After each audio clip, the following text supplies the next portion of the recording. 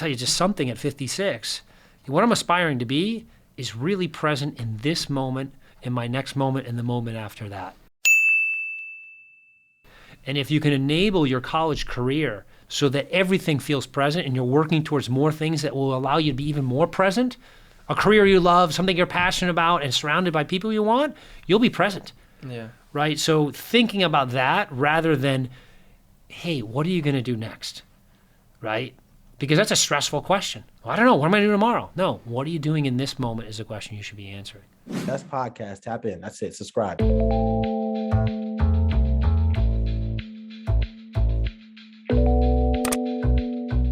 All right, everyone. This is the STU STREET Podcast, episode 16. I am your host, Sam Mora, and today I'm sitting down with Dave Daglio. Dave has worked as a consultant, analyst, team leader, director, and investment leader across a plethora of established firms. However, while Dave has grown into a formidable businessman, he actually came out of undergrad as an engineer. He graduated from Rensselaer Polytechnic Institute in 1988 and entered the workforce at the Dannon Company in Dallas, where he spent the first 5 years professionally. Soon, Dave decided to go back to school, and that is where he got his MBA from the NYU's Stern School of Business. Today, Dave serves as the CEO of BC-Gumps, a new form of asset manager offering client-specific solutions, and also works in several non-executive roles across a variety of other companies, including Valens Research, Alkermes, PEX Health and Fitness, Total Brain, and the International Council on Clean Transportation. So Dave, you have run a manufacturing plant, opened up a private gym, taught business school, ran an investment firm, and are now running a startup. Did you imagine all this would occur when you left school as an engineer? You know, no, I didn't. That's a simple answer. We were joking on the way in, and I was saying, you know, when I started engineering school, all I knew was I was good at math, and everyone told me engineering school is a good place to start. And that was about it. Yeah. My career plan was as short as my next test. And then I would say, as I worked through my career, it was where I intersected, I would say, three things. You know, first and foremost was something I was good at. I always start with that. If you're not good at something, you know, it's going to be hard to really enjoy it. The second thing was, hey, something that kept me awake at night, not in a bad way, but in a good way. It was something that energized me. Yeah. And then third, I always tried to surround myself with people who I wanted to be in my life, right? So in each case, if I felt those three things, it was the right place to go. And so as an undergrad, how did you find those people that kind of pushed you? You know, I'm going to give myself maybe I'll give myself some A's later on in the interview, but I'm going to give myself a C-, right? And if I had a regret in undergrad in particular, it's not reaching out enough, even to total strangers, about just tell me about your life.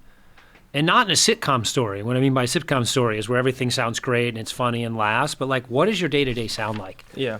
And then the second thing I wish I had done a lot more of is really immerse myself in things, even if I wasn't sure where they would end up. And while I didn't do great at that, you know, through school, over time in my career, I think I've done an exceptional job. So I'll give myself an A, which is let's try these different things, right? So maybe the easy place, at the end of my investment career, I thought I was done with investments. So I thought, hey, look, I really want to teach. I want to give back. So I taught at a business school, and I liked it, but I didn't love it. But I had 6 months of doing this day to day, and I found the parts I loved and what I didn't. Yeah. I work for a nonprofit, an NGO that's very passionate about, that's actually changing the world and will change the world's ability to hit the Paris Accord. Really powerful stuff. And I enjoyed it, but I enjoyed it as an advisor. I didn't need to be a day-to-day player, right? And then I really wanted to do something in health and wellness, and I thought I was going to build my own franchise. And I started building it. I was like, you know, I'd rather just be involved with someone. So I invested with someone. I'm now chairman of the board of a small company called PEX. So long-winded way of saying I give myself a C earlier in my life because I didn't try enough things. And the beautiful thing about being BU or wherever you're listening from is your ability to try new things is exceptional. And if you try it for 4 weeks and it doesn't work, you can move on. It seems like you use curiosity as kind of an intrinsic driver towards most of your work. Coming out of undergrad, you spent 5 years at Dannon.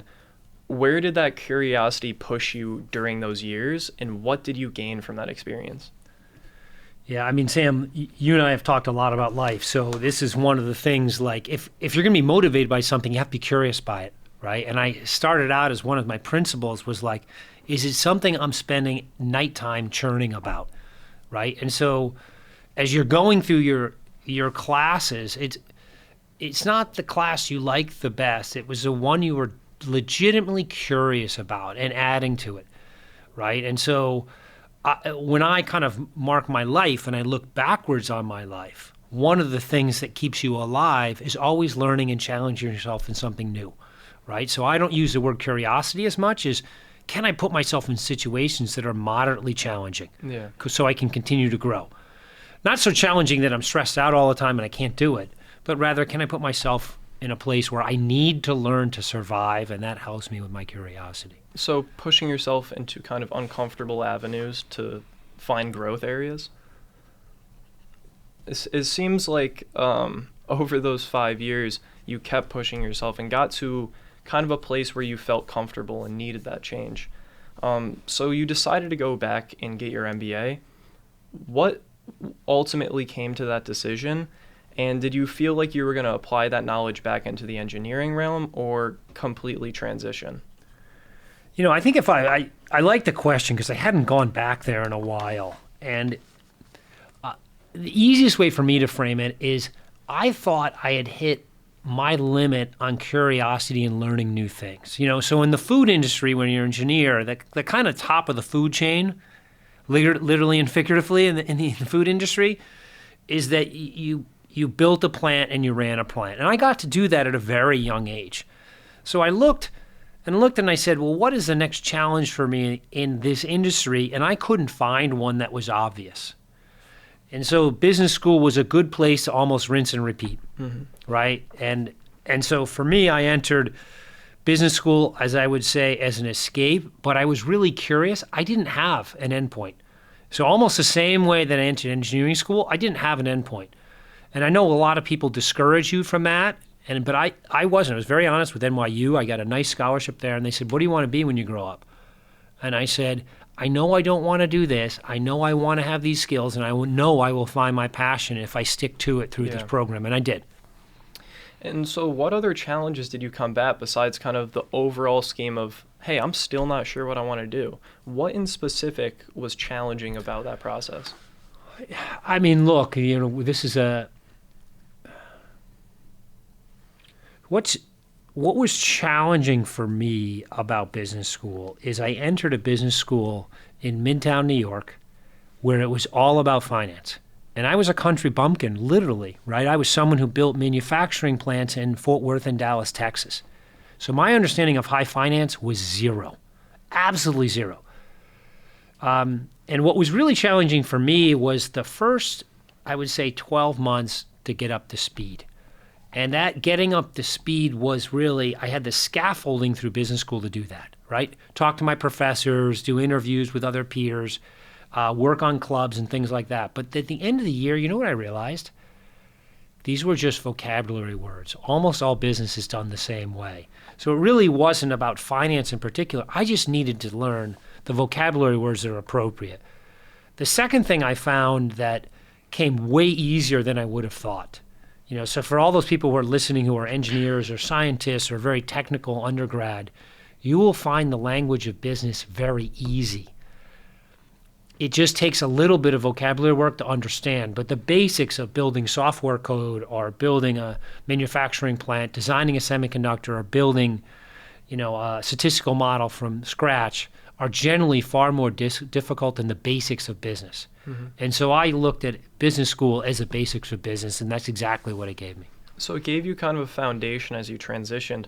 And following your time in business school, you entered the consulting business at Deloitte.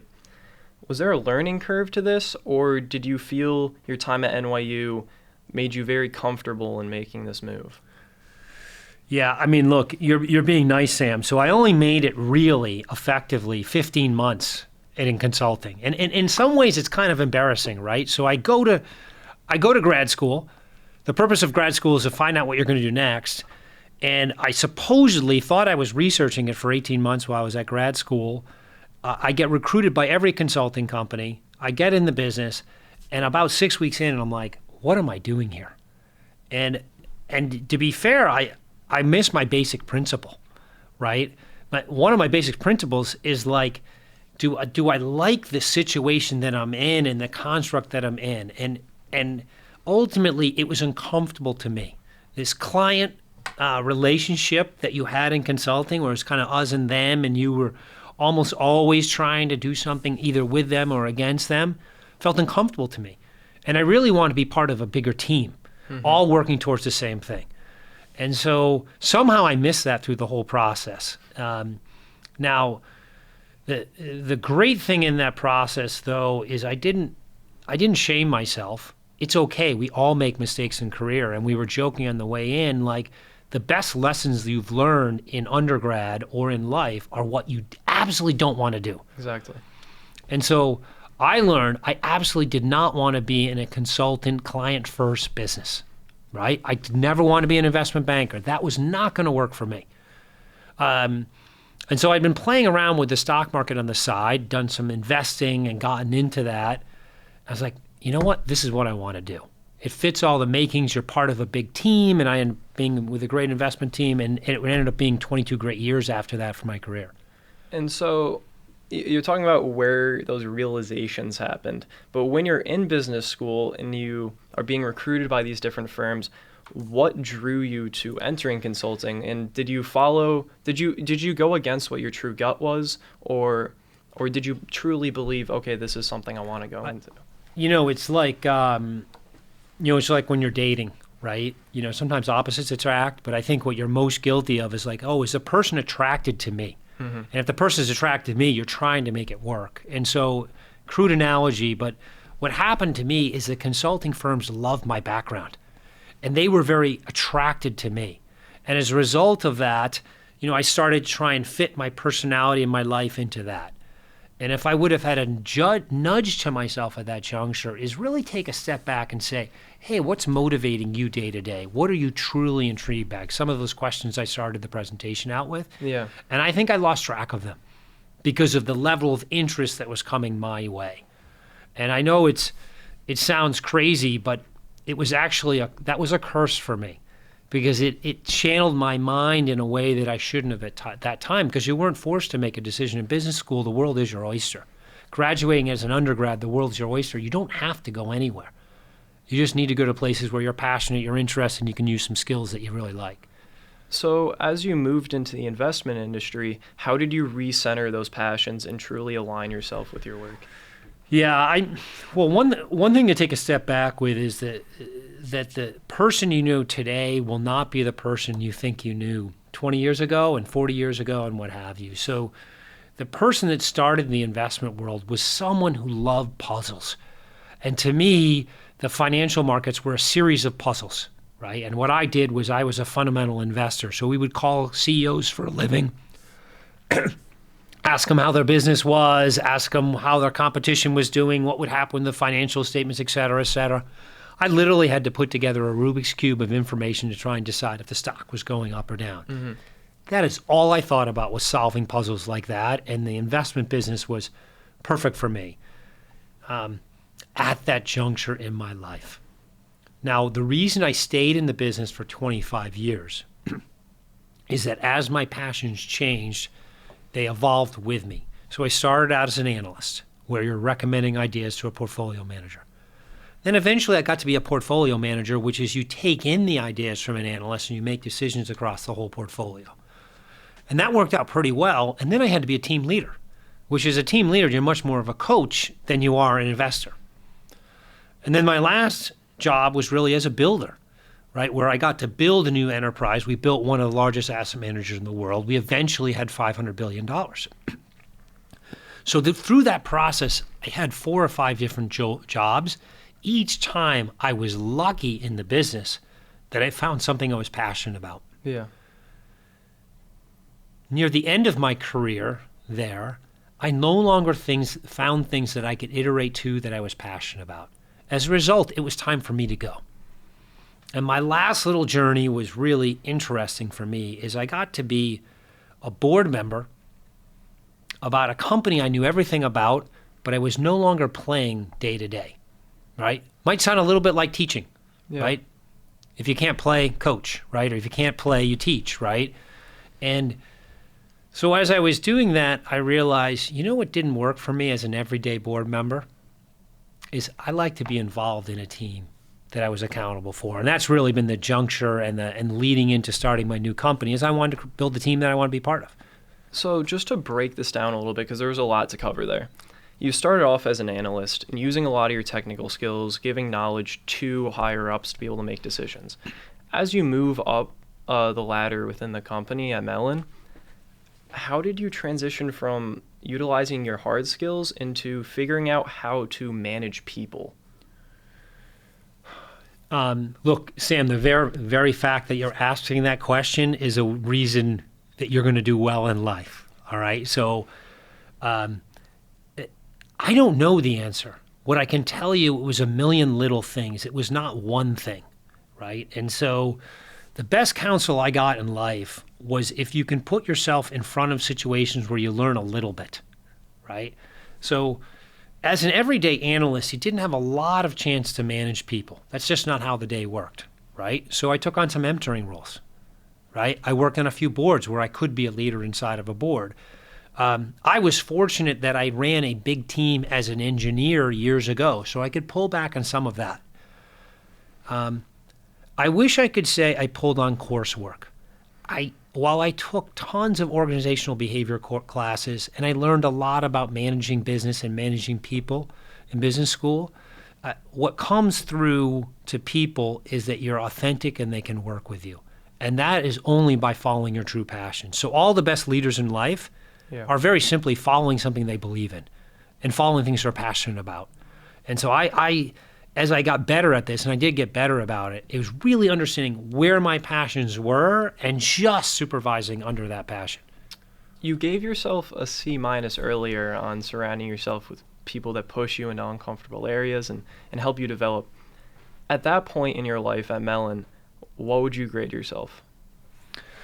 Oh boy. I mean, I would give myself, Fs in some of the things I started. So I just tell you like a funny story. You've gone through business school. I've done all these. I took the CFA, right? I've done all these income statements and cash flows, balance sheets. Like I thought I knew the basics of it. And so I sit down with my boss the first day and he's like, hey, I need you to build a model on company XYZ. I'm like, okay. So I'm like, cramming through my textbooks, trying to figure this out, right? And I'm like, shit, all these classes, everything. Sorry for my French here. You can. You're fine. I'm like, I don't even know how to build an income statement, cash flow, and a balance sheet in a very quick way. But I had gone through all that coursework, and I thought I knew how to do that. And where I give myself incredibly high grades is when I hit that roadblock, I was open to everyone around me that could help. Now, we didn't have YouTube then because that would have been easier, right? But I went to my partner, my friend with him, and I said, hey, Brian, guess what? I don't actually know what I'm doing here. I don't know how I got the job, but I don't even know how to do the basics. He's like, you do. We gave you a job for the right reason. But he coached me through a few things, right? And then we had a program where you could learn something. And basically, I created my own mentorship inside of this large organization so that I'd be ready for any skill. Yeah. And that is what I would give myself an A for. And the people I see succeeding in business, it is not about what you come in with. It's what you're able to create while you're in the organization. Because the organizations want to see you succeed. It's just not as easy as school where, you've got a teacher who does this and they're supposed to help you. No, in the organization, it's you've got to use your own techniques, your likability, what have you, to find people who can help. And it seems like that vulnerability to say, hey, I have some current limitations, but I want to learn more, really helped you. And I feel like a lot of students, especially in undergrads, who are searching for jobs still and want to present their best self forward, struggle with admitting when they have those limitations. How can you, as an undergraduate or as a young businessman or really in any field, open yourself up to those opportunities and become vulnerable? Yeah. So I really like that question. I'm going to take it two ways, right? And so the question for me is really, how do you portray your best self, right? And the first is going to come from my son, Spencer, who's 13. And I said, how do you get to be better? And Spencer's like, well, never think you're the smartest person in the room. Always asking questions, right? And we know that humans are drawn to people who are curious about themselves, right? No one, if you think about in your friend network, are you drawn to anyone that you think is smarter than you? No. You're drawn to someone who feels the most human. So when you're interviewing, you have to imagine that the person on the other side is human. Okay, now I'm going to tell you a funny story to prove Spencer's point, my son. So I'm starting this new firm. And the new firm is we're using a vehicle called credit default swaps. And credit default swaps are a relatively esoteric part of the financial services industry. I know a lot about how companies work, how financial models work, but I knew nothing about credit default swaps. It's just a means to an end on how we run our fund. Mm-hmm. So I called my friend up who I thought knew something about it, and he said, you know what, you have to talk to my friend Charlie. I'm like, sure, whatever. Yep. I don't know what I'm doing. Can you help me? Kind of thing. So I look up Charlie, and Charlie was one of the engineers of The Big Short. So if you watch the movie The Big Short, Charlie was one of... I was going to mention that, actually. Okay, so Charlie was one of the characters in The Big Short. And I'm like, oh, my God. Here I am. I know nothing about it, and I'm going to talk with a guy they made a movie about, right? And so I started a conversation with Charlie, and we're walking around the park here in Boston. And I'll be honest with you, Charlie, I really don't know what we're doing. We're onto something here. But as far as physically trading CDS and mechanic, I don't know enough about it. Can you help? Charlie's like, absolutely. We have now become almost lifelong friends through a series of dialogues where he's helping me meet through my problems at 55 or 56 years old. So my vulnerability and the willingness to tell him I didn't know what I needed to do means that we can then work together. Now, there are some things I can help Charlie out with. But it's nothing about trading a CDS, which he's a world-class expert. Yeah, that's a fascinating story. And on top of that, to put it at that scale where you're admitting your limitations to someone that's an expert on this, that's even harder. Yeah. So you gained all this experience over decades of work, but you can really distill down to a few points of knowledge that were most critical for you.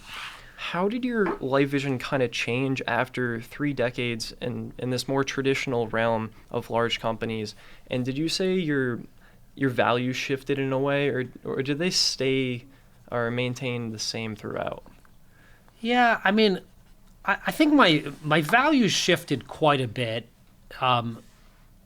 Well, let's just talk about me. We all have like our Maslow's hierarchies, right? And for me, my Maslow hierarchy was always like, can I provide for myself and the family and the people I love around me, right? And so much of my first jobs were not about the money, but rather about the financial security said jobs brought.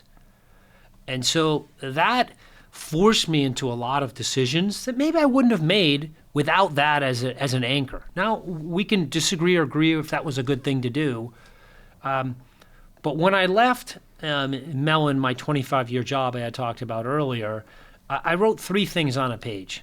And I said, as I thought about my life and what would motivate me, I said 3 things are important. And I've kind of made these my pillars as to how I go forward. So one is tribal. The second is intellectual curiosity, growing, right?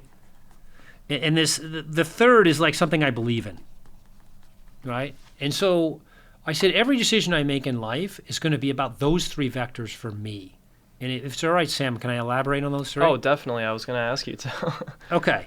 So, and these aren't the same for everyone, but what I realized as I looked back on my career is my best moments was when I was part of a tribe.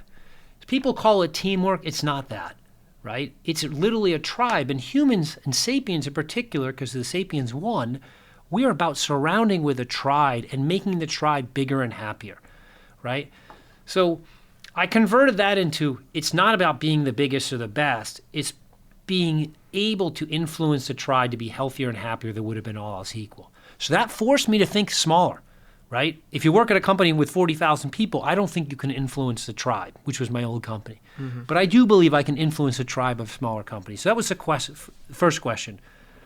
The second is the thing I've learned about myself is that I'm only happy when I'm challenging myself in a way intellectually that I've never done before, right? And some people are are happy about being experts at only one thing, right? So, like my old boss was one of the world's best stock pickers. He's literally been stock picking for 40 years. In his retirement, he's still stock picking, right? That's not me, right? I wanted to have this way to always learn something new and being pushed on that envelope, right? And so that was important to me. So whatever I did next couldn't be a repeat of the prior 20 years. And then the third one should be obvious, and this is what any undergrad would say. And for me, it was like, hey, pretty simply, I better be passionate about it. Because ultimately, all good things in life are hard. And if you're not passionate about it, you won't push through the difficult spots. Passion is about where everything's working well. Passion is about when it's not working well, are you still working through the hard things? And there's a lot to unpack there, but it seems like it's been a common theme throughout the decades we've already unpacked, where you push yourself, and then you find a place where you sort of plateaued along these three pillars. Yep. And then that's when you know there's need for change. So as you transition to the non-executive role at Mellon, you also spent 10 months as an executive in residence at your alma mater at RPI. Can you explain what that role entailed, why it aligns with your pillars, and how it transitioned you to your next stage? Yeah, I mean, this was something I learned because I realized it wasn't what I wanted to do. And so, the idea of being a college professor, it sounds really cool. It sounded really cool to me, right? You get to talk to people, you help them learn, and it seems like a life well lived. I was very passionate about my engineering school. I thought they did great things for me, and they're doing great things for others, so I wanted to help. So that fits into something I was passionate about. I had never taught anything at a university level, so it was challenging. I think where I missed it, and maybe this is because I wasn't on campus, I never felt like I was part of the tribe. Yeah. Right? And that could be a failing of how I taught. It could be a failing of the teachers. It was right as COVID was starting. Could have been a lot of things. But ultimately, I couldn't feel part of that tribe. And as a result, my energy wasn't there because those three, tripods that were necessary for me, it never came to life.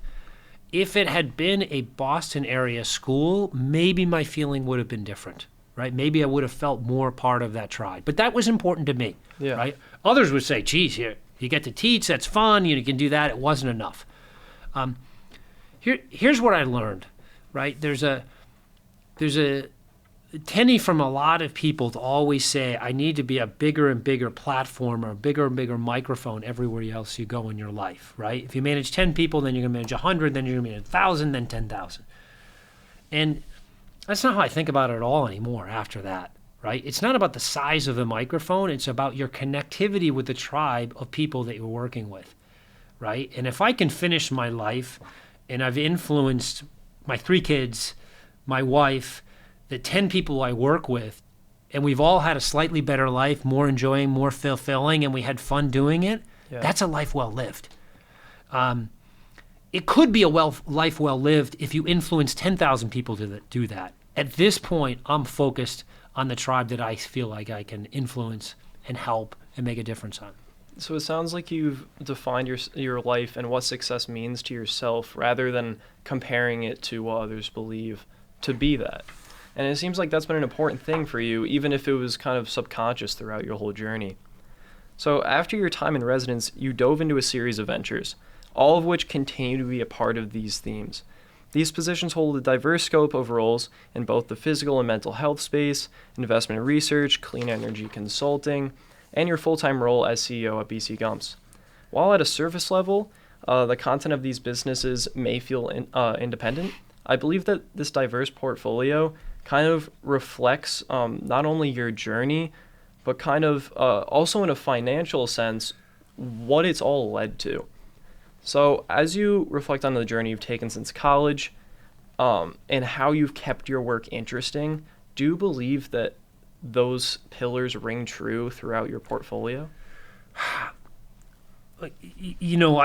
I sound like, as you tell that story, I sound like either someone who didn't know what they wanted to do or really couldn't figure out what they want to do. And the answer lies in between that. I guess the more interesting conclusion is, so I helped build a gym and we're expanding a gym. And that is all about human connectivity, right? And the person, Mike, running the business is incredible at motivating people. I love working with him every day, and I learn from him every time we talk. I'm on the board of a biotech company, and it's not about the science. What it's about is getting their vision put in a perspective where the financial community can understand it. And that is a little bit about almost education, right? Mm-hmm. How do we educate investors to do the right thing in solving Alkermes? What I enjoyed about working on the NGO, a project I was very passionate about the outcome, was the outcome itself, right? It wasn't actually the day-to-day work. And I said, hey, I can do this for 6 or 9 months, but just because we're solving the world's biggest problem, which could be the environment, that wasn't enough motivation for me. I needed to love the day-to-day. Yeah. And I didn't love it, right? So that was, again, another place in my life where I got to do it, something I was passionate about, and I realized where there was a no in there. The culmination of all that is really bringing my skills together as an entrepreneur, as a business leader, as an investor, and bringing it together in one hat. And I feel much more comfortable in my own skin because I've had each one of those hats at different points in my career. It's nice, too, that you could clarify this process for yourself and really realize the 3 legs of the tripod, because then you can experiment with it and really see what holds that up. Right. I listened to the Work Life podcast with Adam Grant. He's fantastic. Organizational psychologist. He's a big proponent of the term work-life rhythm instead of commonly the term known as work-life balance. He believes the idea of work-life balance creates an unrealistic expectation of keeping different roles in equilibrium with one another, while work-life rhythm suggests that every week has a different beat, and whether it's jobs, family, friends, health, or hobbies, they vary in both accent and duration. Given that there are only so many hours in the day, finding the proper time to allocate to different things can be difficult, especially with a family and a work life such as yours. Therefore, do you agree with Adam that each week does present a different idea of what work life is? And how has your idea of this kind of changed over the course of your career?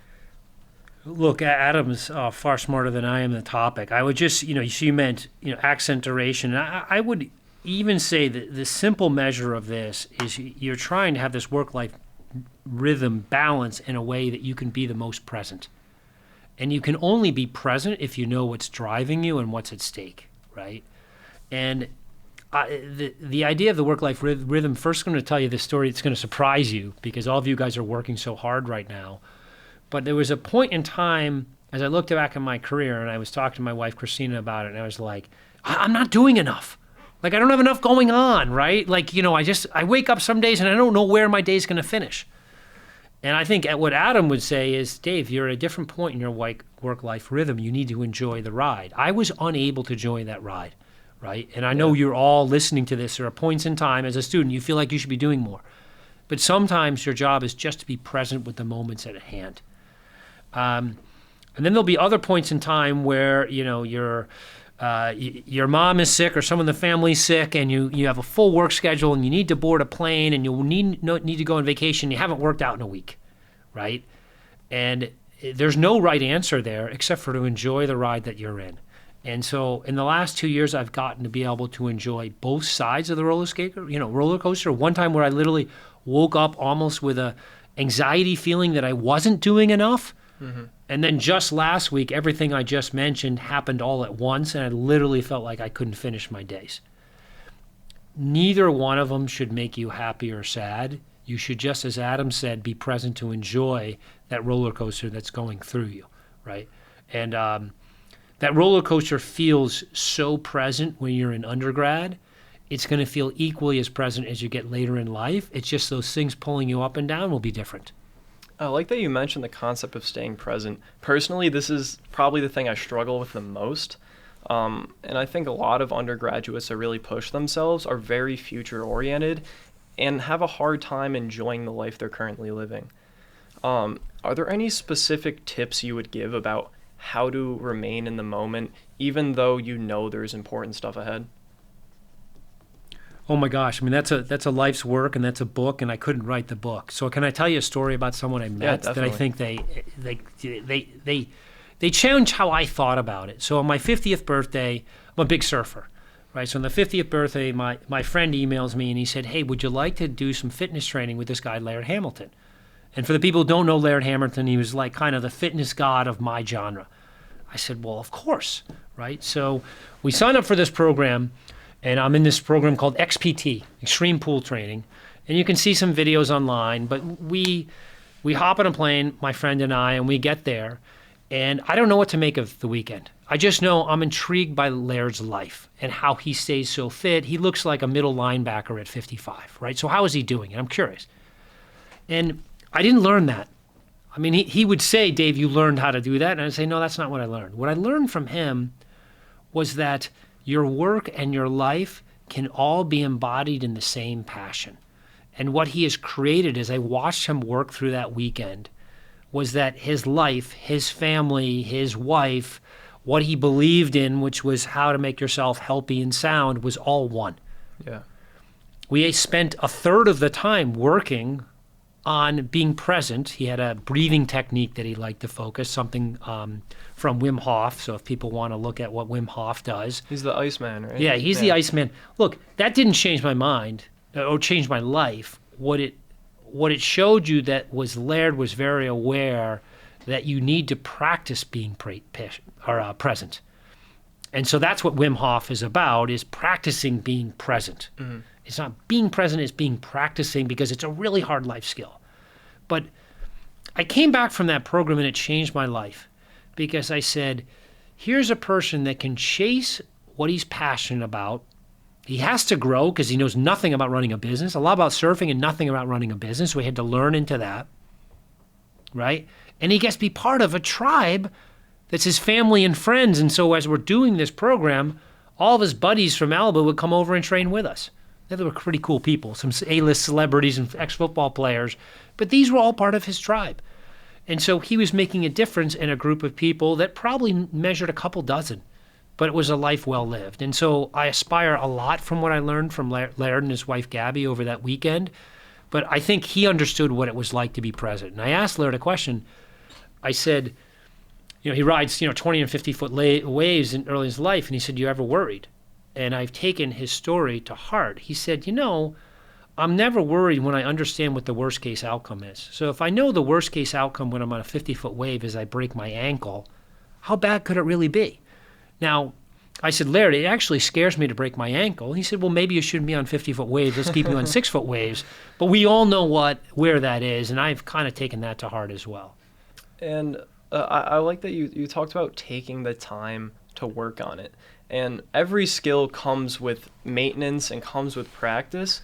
But people that are focused on the future and have problems doing this have trouble initiating those steps, and they think, okay, if time is a sunk cost, how am I going to invest even more time in practicing being present when I need to focus on the future? It's kind of a self-reinforcing cycle. So I guess the best way I can try to sum up what you said is it's an investment in yourself. Yeah. And truly understanding that if you do take that time, it'll be better for you in the long run. Yeah, and if I could expand on that, Sam, a little bit, the purpose of life in my mind, and when you talk about your career and your family and what you're interested in and how you train yourself and what you eat and the partying you do on the weekends, it should all boil down to one simple question. What am I doing that enables me to be most present in the single moment we're in right now? So what have I done that allows me to be present in this conversation right now? That's what I should focus on. And gosh, if someone could give you techniques and training that allowed you to do that more efficiently, wouldn't you want to study it? Right? Yeah. So I have a coach right now who basically is teaching me kind of Buddhist meditation techniques, not because I want to be a Buddhist, but rather because I want to be more present in the moment. And I think that's what I'm aspiring to do as a human, right? Yeah. So I don't want, when you finish your life, and it's just so hard to think about at 22 because people are like, well, what do you want to be when you give up, you grow up? And I'm like, if I could tell you just something at 56, what I'm aspiring to be is really present in this moment, in my next moment, and the moment after that. And if you can enable your college career so that everything feels present and you're working towards more things that will allow you to be even more present, a career you love, something you're passionate about, and surrounded by people you want, you'll be present. Yeah. Right? So thinking about that rather than, hey, what are you going to do next? Right? Because that's a stressful question. Well, I don't know. What am I doing tomorrow? No. What are you doing in this moment is a question you should be answering. It seems like you've found somewhat of a state of flow in your life. And I mean, everyone's experienced flow when they've worked on something they truly enjoy. And by flow, I mean, say you like painting and you're sitting there painting for hours, and then you look up at the clock, you thought 20 minutes went by, it's been 6 hours. When you're in that state, you're truly present, and finding the work that aligns with what your pillars are, just as you found your own, can help you get there. Yep. So as you move into creating your own ventures and you're working as the CEO of BC-Gumps, as a startup now, what duties do you perform on a daily basis, and where do you derive your value from in this process? I think about that question every night. So where am I driving value, and where am I perceiving value for myself? And so, I'm new to starting a new company. I've watched other people start companies. I've been involved in plenty of startups, and I invested in hundreds. But when the buck stops with you, it's a different emotion. I will tell you that. So the agreement I had with my partners is going to sound silly. I said, look, I really want to do this. I think we can change the world at BC-Gumps, and we can provide an investment platform that is much healthier and safer and better for most people over the long run. And I know exactly how to do that. But I said, I know enough about myself right now to know what will drive more presence or more interest in me and what won't.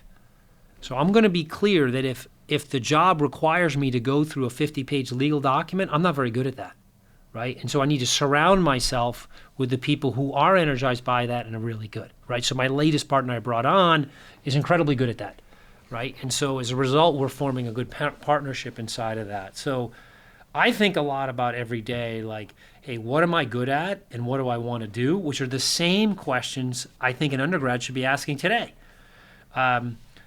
So what are we doing every day at BC-Gumps? And this is a challenge you're going to have. I have the same challenge now that you have in undergrad, right? So in undergrad, I would argue you have three things pulling you.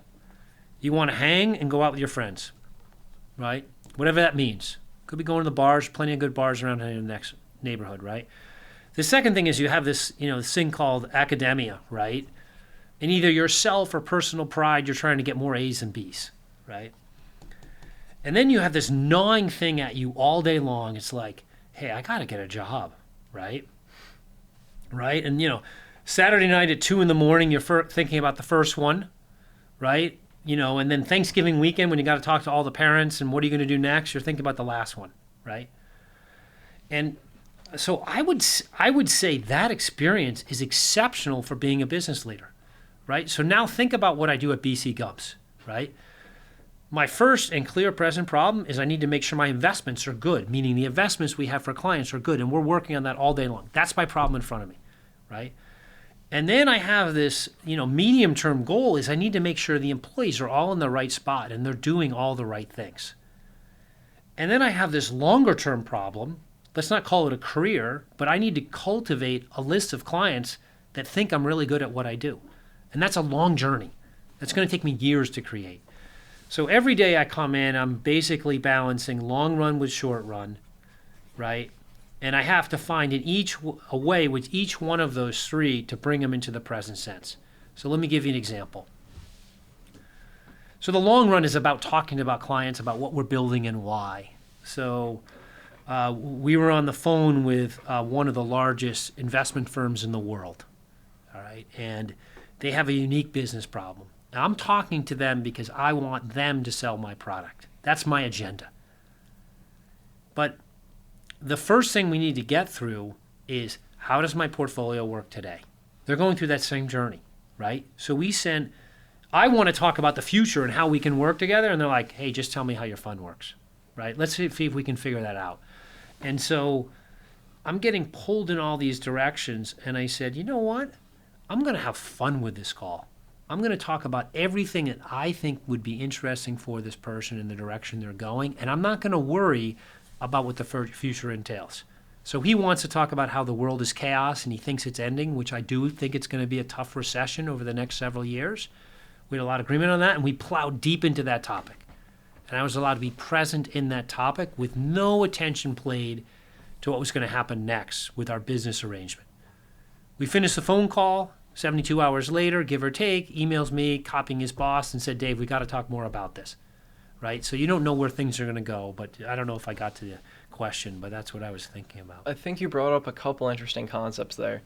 When you're talking to someone, especially in the business world, you have to understand, as you said earlier, people are human. Yeah. And just because they're managing a company or have things to look after, they also are investing in people. So being able to make that connection with them and understand each other's work prior to saying, hey, this is how we work together, I think is an important step. It seems like that's a skill you've developed over time. And I mean, throughout all of your ventures, it seems like the number one thing I can pick up on is you've become very good at communicating in other people's languages and understanding how they tick. Yep. And I think that ultimately stems from knowing yourself. Would you say that rings true? Yeah, or, we'll talk, because Spencer and I were just talking about this. This is my 12-year-old, and I said, look, it's not any more complicated than everyone has a different thing that makes them tick. And your job is not to superimpose on top of them what you think makes them tick, but it's to understand what's important to them. And so the people that succeed in life, not in business school, not in this class, are the ones that are able to have compassion for themselves first, right? I have compassion for Dave is the best Dave he can be. I'm trying the hardest I can. But more importantly, with that, they can develop a compassion for what's going on with you right now, Sam, right? Can I understand the fears that Sam might be going through, or the anxiety he may be going through, pulling together, a conference call or a podcast or whatever we're doing right now? And if we can do that consistently, then I can be a much better leader, because I can begin to understand what's helpful for you. And without that, I don't think I can start. No, that makes complete sense. And I think that's a helpful tip for anyone trying to integrate themselves in a new environment or improve their abilities in their current environment. Your time with not only BC-Gump, but also your other ventures with ICCT, in the gym you're involved with, and really everything in your life have been kind of the tip of the iceberg of your desire to help people and the planet at a macro scale. So, as I said, you're a non-executive director at Alkermes, if I'm pronouncing that correctly, and they're a biopharma company specializing in neuroscience and oncology. You're chairman of board at PEX Health and Fitness, non-executive director at Total Brain, and you have your hand in a lot of different pools. But one staple, it seems like, is kind of taking your skill set that you've had throughout the past several decades and now just applying it to very kind of picked out fields. And so you've been able to give yourself more flexibility. Do you believe that early on in your career, stability is more important than that flexibility and you'll develop it over time? Or do you need to find that flexibility as soon as you can? When I was when I was 10, my lifelong aspiration was to be on the Cincinnati Reds, and Johnny Bench was the best player that season. So I wanted to play on the Cincinnati Reds, right? And so that's kind of a farce, because if you'd seen me play baseball, I'm not sure I was even able to be the starting pitcher on my high school team, but that was where I wanted to go. And so there's a practicality to where an undergrad would be in their career, right? So while you can aspire to be the jack of all trades and working on a biotech and a startup and doing all those things, I don't think that's where you start today, right? I think where you start today is you probably need a center tent pole, right? One center tent pole, you get really good at that. And then when your spare time, 2, 4, 6 hours a week, you can start to build these other tent poles. But I do think the earlier on in your career, the more kind of narrowly focused you need to be on that one thing. Now, I want to caution you, though. You really want to find that one thing that's going to drive that everyday kind of motivation, curiosity, all the things we talked about earlier. Yeah, that makes sense. And the fact that it did take you a few years to truly find what that is, but once you did, it seems like, as you said, that's what keeps you up at night in a good way. And so coming to that realization as an undergraduate student, did you have those certain things that kept you up in a positive manner, or did it not really resonate until you truly found it and it clicked? Yeah. If someone said to me when I was 20 that I would be doing a venture capital startup, I would be on the board of a biopharma, and I would have started a gym, I would have said, that's not me. So I didn't have a path when I started, right? I was listening. Christina Applegate has MS, and so she's just won what's the Hollywood star, right? Am I saying that right? She just got her name put on Hollywood, and I was listening to her, and she said, look, I always knew this is what I wanted to be, which is a motion picture star, and I never knew my entire career, even today, I don't know what I want to do. What I know is I want to find things that I'm passionate about or interested in that allow me to be present. And it has worked for me, right? Finding those things, and it'll work. You hit a stop sign, you move on, who cares, right? But I don't want to sometimes we put pressure on students to think they can figure out what Christina Applegate wants to be, 30, 50 years in the future, and it didn't work for me, right? What worked for me was being present, enjoying the moment, building a manufacturing plant, and then seeing what was next. And usually things came up because you were open to what necessarily came up with next. So it didn't seem like it was necessarily finding what you want to do, but finding what you want that work to do for you and driving those values and resonating back towards your true core. And I think that's what you're currently involved with, where, as you said, hey, I don't know what I actually want to do, but I know for sure I need these 3 pillars filled. Right. So, as you said, it's tough as an undergraduate to give yourself this room. If you were to kind of put it in your own shoes, you've already done so much over the span of your career, and you seem to have narrowed down to those 3 pillars, but given these things, if you were to go back in time and give yourself one piece of advice to that 20-year-old undergraduate engineering student, what would that be?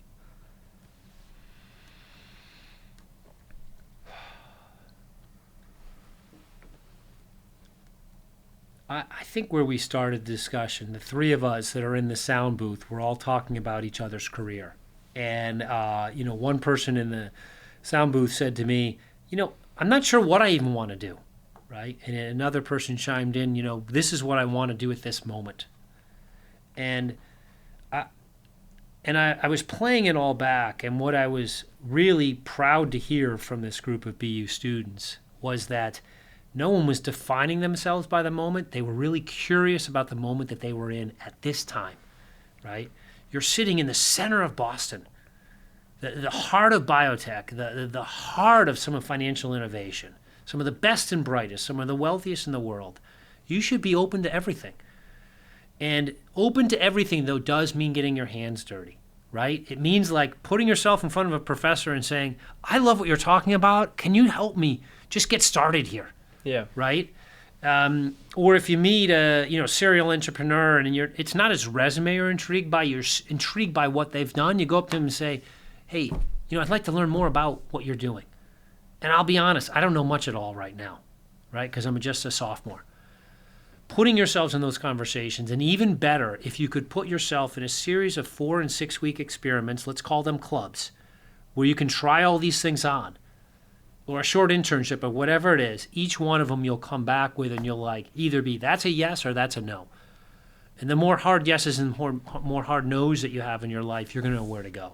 So the advice I would have given to Dave is find more hard yeses and hard no's by literally trying things out for 4 to 6 weeks. It seems like that also goes back to the fact of surrounding yourself with the right people and pushing yourself to really say, hey, I'm going to put smarter people around me and people that'll stretch my ability. As you said, putting yourself in front of a professor and say, hey, I'm curious about this, but I have no idea what's going on. Yes. Yeah. I mean, I like that question, Sam. And look, I'm not the first to say it, but have you ever had a bad conversation when you went up to someone who was passionate about something and just said, can you tell me more? Right? So if you start with that, right, is you start with that with an opening, you're always okay. And every person that is in HR and recruiting is telling you need to know what you want to do next. Every person that's interviewing you remembers what it was like to be 21.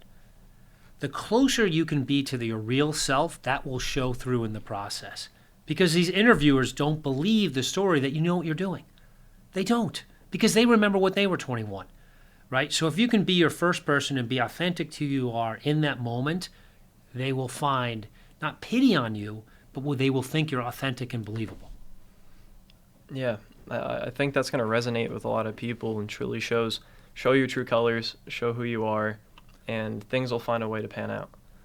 Yeah, I really like that, and I don't, whatever your politics are, some of the best and the brightest in the world today, we're learning that they didn't fall to a conventional standard, and what we're drawn to people like Elon Musk, whether you like him or not.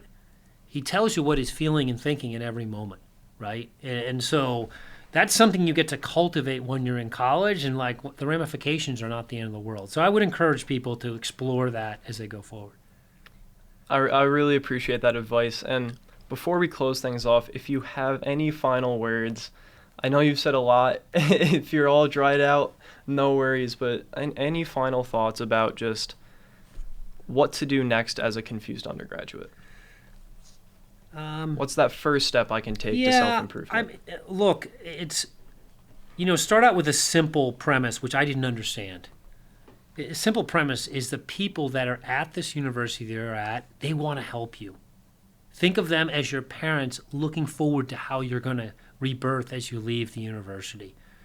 And so when you find a professor or an assistant professor or someone in recruiting that you believe in, ask them for help with whatever problem you're working on. And what you're going to be surprised by is that every time you ask for help, you're going to feel more empowered. And what you're going to do now is you're going to look for chances to help others, much like you're doing here with this podcast. You're trying to help others. I appreciate that, Dave. And all right, guys, that concludes episode 16 of the STU STREET Podcast. This has been a wonderful conversation with Dave Daglio, and we look forward to seeing you every Thursday on YouTube, Spotify, Apple Podcasts, and Amazon Prime. So catch you next time.